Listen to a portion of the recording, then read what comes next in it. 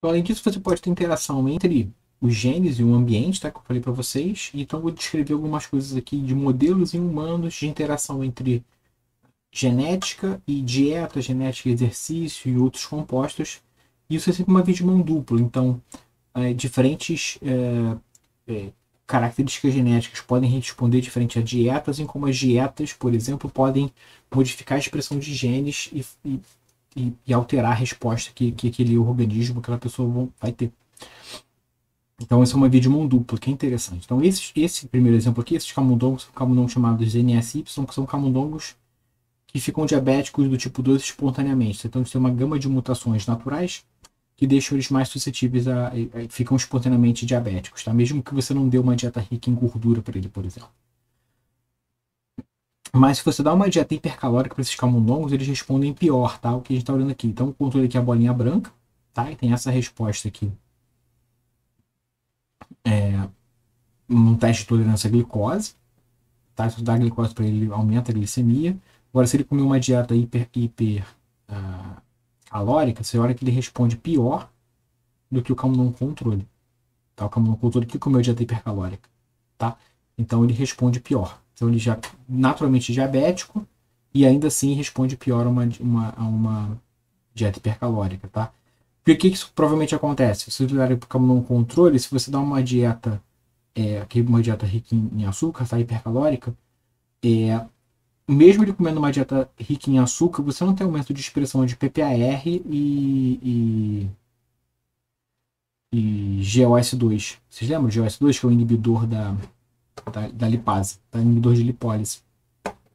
Mas os camundongos que são espontaneamente diabéticos, se você dá uma dieta hipercalórica, eles aumentam a expressão de PPR gama, que está envolvido com lipogênese, e aumenta G0S2, que é um inibidor de lipólise. Então, isso indica que numa dieta hipercalórica, esses camundongos vão uma tendência maior de engordar, porque eles aumentam a expressão de genes lipogênicos e aumentam a expressão de genes inibidores de lipólise.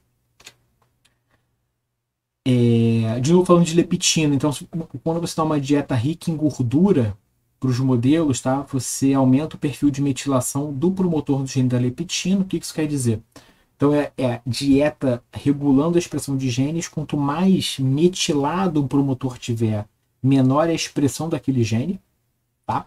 Ou seja, uma dieta rica em gordura, né? Uma dieta hiperlipídica estaria reduzindo a expressão de leptina no tecido adiposo, que vai fazer com que o camundongo acabe comendo mais, porque ele não vai ter inibição causada pela leptina, como eu falei no início para vocês. Então dá para ver que a metilação total não é diferente, mas um ponto na região do promotor da leptina, tá? Tem uma metilação aumentada quando você tem uma dieta rica em gordura. Tá? Então isso poderia estar reduzindo a expressão de leptina nesses modelos. Isso de fato acontece, então você tem uma correlação inversa entre a metilação do promotor da leptina e alguns fatores. Então, aqui no B, primeiro, a gente está olhando aqui para a dieta rica em gordura, tá? Que são as bolinhas pretas. Quanto mais você metila a ilha específica que está aumentada, a metilação está aumentada quando você tem uma dieta rica em gordura, de fato você tem uma redução da expressão da quantidade de leptina plasmática. Então, de fato, essa metilação está reduzindo a quantidade de leptina circulante. Embora você também tenha uma correlação inversa entre a metilação total do promotor da leptina, tá? Não especificamente dessa ilha, mas a metilação de um modo geral, e o peso corporal. Então, mesmo na dieta rica em gordura, quanto mais metilado o promotor está, menor o peso final do rato, aqui no caso.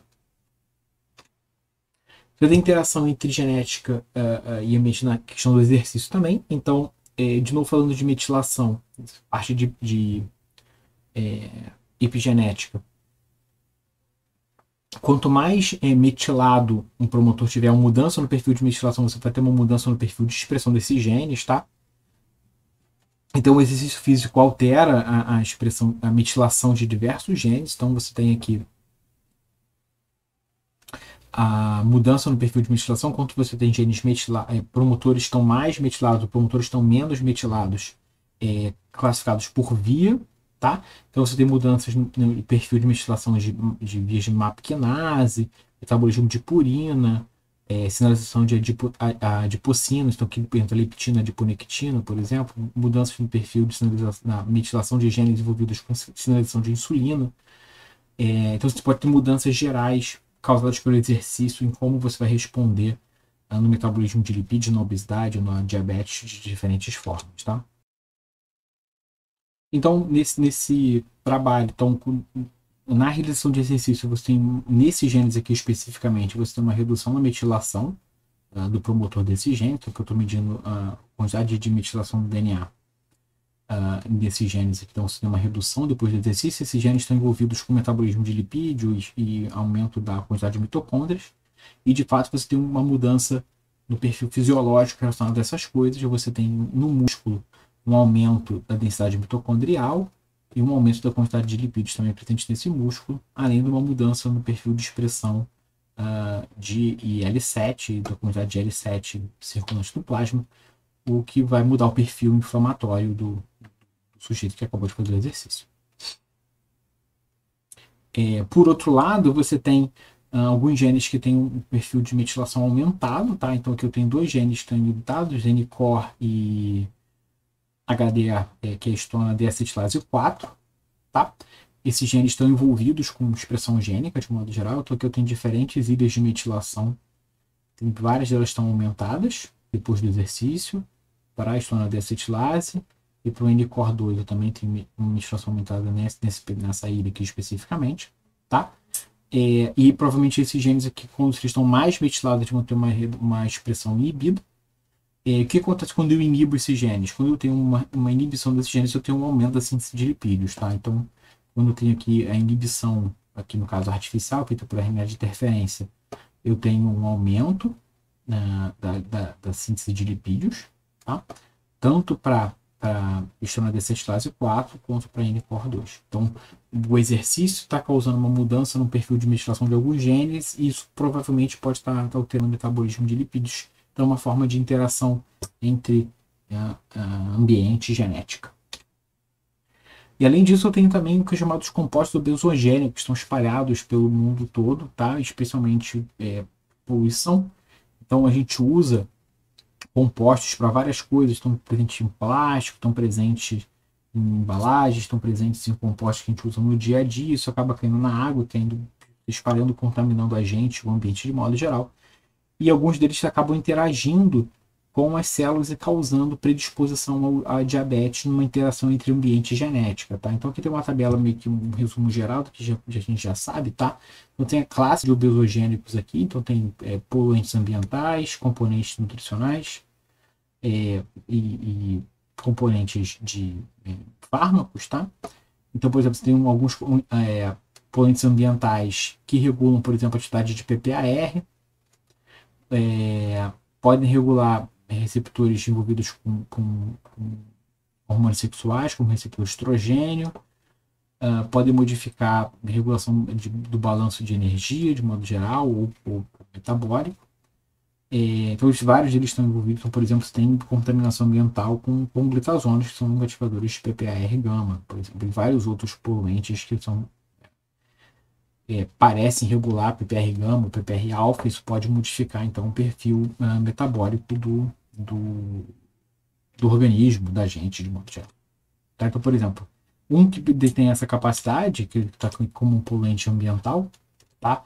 É a tributilina, e ela causa diferenciação de adipócitos e um acúmulo de lipídio. Tá? Então, se pega em adipócitos e trata com quantidades crescentes desse composto, aqui, que está aqui, TBT, você tem um aumento da diferenciação de adipócitos, que a gente está vendo aqui em verdinho, tá? E um aumento da quantidade de lipídios, que está aqui em vermelho, com maior red, e aqui você pode ver que quando você aumenta a concentração de diferentes concentrações, você vai aumentando o acúmulo de lipídio nesses adipócitos. Então, tem uma indução da diferenciação de adipócitos e o acúmulo de lipídios, então é de fato um componente, um composto que tem uma tendência, uma capacidade de aumentar a obesidade.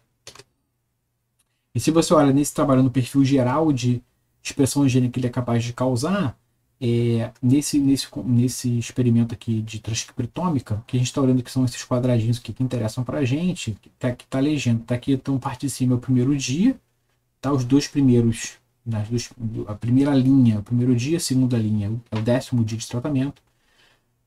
E nas colunas você tem aqui o controle positivo, né, que a gente sabe que causa obesidade, e os outros dois aqui são uma dosagem baixa, uma dosagem mais alta do composto obesogênico. Vocês podem ver que várias vezes eles combinam com o controle positivo. Tá? Então você tem aumento da expressão de ACC, tem envolvido com síntese de ácidos graxos, tem aumento de expressão de ACL1 e ACL3, envolvido na transformação de ácido graxo em ácido CoA. Tem aumento de várias enzimas da síntese de triglicerídeos, além de perilipina 1, que vai aumentar a quantidade de gotículas de lipídio. Você também tem mudanças no perfil, por exemplo, vários genes do ciclo de Krebs estão aumentados, tá? O que vai aumentar então também a velocidade do ciclo de modo geral. Então, você vai ter um aumento da capacidade oxidativa. Você tem aumento de beta-oxidação também aparecendo aqui. Aquilo é para tecido adiposo, aqui para fígado, então você tem aumento da captação de ácidos graxos, aumento de CD86. Você tem aumento de vários genes envolvidos com lipogênese, metabolismo de colesterol. Vários genes envolvidos com transporte de ácidos graxos também estão aumentados. Genes envolvidos com diferenciação de adipócitos, todos estão aumentados também. Gliconeogênese, pelo menos um deles está aumentado. Utilização de ácidos graxos também não tem nem muita coisa, mas alguns deles também estão aumentados. Então você tem uma mudança no perfil geral na presença desse composto. Vários genes são regulados tanto para lipogênese quanto para lipólise, lipogênese quanto para catabolismo de ácidos graxos. E para terminar nessa parte, eu queria falar para vocês de biologia de sistemas, que assim, como que a gente descobre genes novos que podem estar envolvidos nesse processo? A gente não conhece o da genética e ainda a gente precisa ainda de tentar achar novos genes que estão envolvidos com obesidade para a gente conseguir pensar em novos alvos para tratamento, tá? Então, uma das coisas que a gente pode fazer é tentar olhar no genoma como um todo e ver quais regiões do genoma mais aparecem, combinam mais com pessoas que estão com obesidade ou estão com algum tipo de doença metabólica, tá? Então, tem muitas análises de bioinformática que são capazes de tentar extrair esses dados. Eu tenho um exemplo aqui, que é cada linhazinha dessa aqui indica a chance da pessoa ter essa doença, então diabetes, glicose alta, lesões aórticas, níveis aumentados de ácidos graxos livres e por aí vai, colesterol, peso. Qual é a chance dela ter esse fator aqui aumentado, dependendo do tipo de marcador que ela tem no cromossomo. Então você faz um mapeamento de marcadores, tá? Vê pessoas que têm marcadores parecidos, ou os mesmos marcadores, e a chance dela ter a doença ou não. Então você vê que várias dessas características aqui, né? Então, pessoas de doenças, dizer, então, aumento de peso, aumento de glicerídeos, dislipidemia, tem um aumento nessa região do cromossomo aqui, tá? Então você olha aqui, colesterol total, é o azul, tem aumentado por aqui. Então essa região, você olha que todo mundo tem aqui meio relativamente baixo no início do cromossomo, mas quando chega nesse pedaço aqui do cromossomo, você tem um aumento. Então pode ser que tenha algum gene ou alguns genes envolvidos nessas doenças metabólicas nessa região aqui. Então essa é uma das formas que você tem de tentar descobrir genes novos. Se a gente faz, quanto mais gente você conseguir estudar e sequenciar, mais preciso vai ser a sua chance de captar genes. Quando você tem um gene com uma capacidade muito grande, muito importante, é muito fácil de achar. Mas como a gente tem vários genes, às vezes, com induções pequenas, né? Então genes que têm uma pequena capacidade de aumentar o peso corporal, mas se eles são muitos e acabam somando, deixando a pessoa obesa, você precisa de muitas pessoas, um N amostral muito grande para você conseguir achar esses genes que têm uma influência pequena e fazer achar eles individualmente, né? Então, quanto mais gente a gente conseguir sequenciar e estudar, mais fácil vai ser achar esses genes no final, mas isso acaba sendo muito caro também. Então, aqui tem uma combinação de uso de bioinformática e de biologia em animais, de modo geral, para conseguir encontrar novos genes envolvidos com doença metabólica. Então aqui você tem uma rede de proteínas, tá, que interagem entre si em camundongos obesos. Tá? Então aqui tem genes que estão associados com a obesidade que a gente já conhecia, Então, por exemplo, PPR gama está aqui, já sabia disso, mas aqui tem outros genes que nunca foram tão envolvidos nessa rede, então eles estão envolvidos de alguma forma biologicamente com a doença, mas nunca tinham sido vistos, nunca tinham sido estudados na relação à obesidade, tá? Então, nesse trabalho aqui foi feito estudos com esses camundongos, tá? Nocaute para esses camundongos, então os camundongos nocaute para LPL, Lact B, tem mais massa gorda, tá? Estou estudarando aqui a massa gorda dos camundongos nocaute para lipoproteína lipase e camundongos para Lact B, você vê que esses camundongos têm mais massa gorda, tá? E os camundongos nocaute para PPM1 tem um peso maior.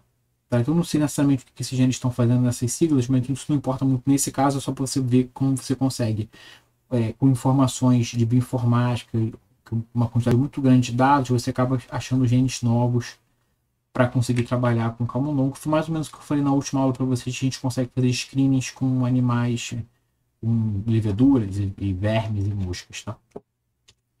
E aí tem uma par de genes que você pode achar, então você pode ir tentando ver diferentes genes,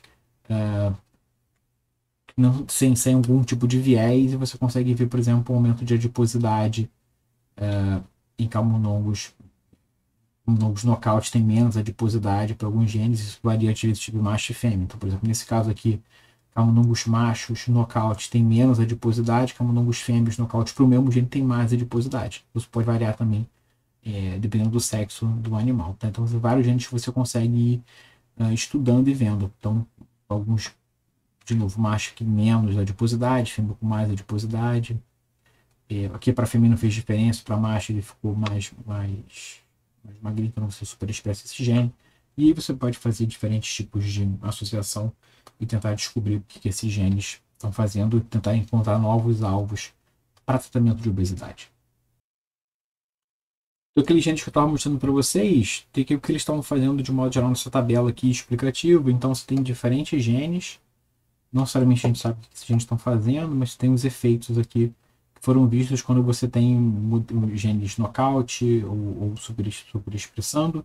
Então, você tem aumento de massa gorda, o crescimento muscular, aumento de peso para macho e para fêmea. E aqui para esse GAI7, você tem para machos diminuição da quantidade de gordura, mas para fêmeas tem uma diminuição da massa de gordura mesentérica, e os efeitos que você tem nos lipídios, nos metabolismos de lipídios, lipidemia e glicose, então redução de colesterol total, redução de colesterol HDL, aumento de glicerídeos e por aí vai. Tá? Então a gente consegue descobrir vários genes que a gente não estava necessariamente de olho neles, mas a gente pode achar novos alvos reduzindo assim, o nosso viés de procura de genes.